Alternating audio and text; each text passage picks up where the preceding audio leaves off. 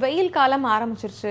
So கோடை காலம் ஆரம்பிச்சிருச்சு அப்படின்னா வந்து கண்டிப்பாக லீவில் நிறைய பிள்ளைங்க வந்து வெளியே வருவாங்க. அதுவும் இல்லாமல் சேஃப்டி மெஷர்ஸ் இல்லாமல் இவங்க வண்டியை வந்து ஓட்டிகிட்டு இருப்பாங்க. இல்லை அப்பா அம்மா கூட போகாமல் பசங்க நாங்கள் வெளியே போகிறோம் அப்படின்னு சொல்லி போயிட்டு இருப்பாங்க. இந்த விஷயத்தெல்லாம் தடுக்கணும் அப்படின்னு சொல்லி காவல்துறை ஒரு விஷயத்தை முன் வச்சிருக்காங்க.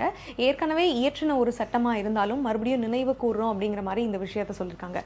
99A அப்படிங்கிற சட்டத்தின் கீழே வந்து ஒரு பையன், அதாவது ஒரு ட்ரிபிள்ஸ் போகிறவங்களா இருந்தாலும் சரி, இல்லை 18 வயசுக்கு கீழே இருக்கிற பசங்க வந்து வண்டி ஓட்டினாங்க அப்படின்னா அவங்களுடைய பெற்றோர்களுக்கு 3 ஆண்டுகள் சிறை தண்டனை அப்படின்னு சொல்லியிருக்காங்க.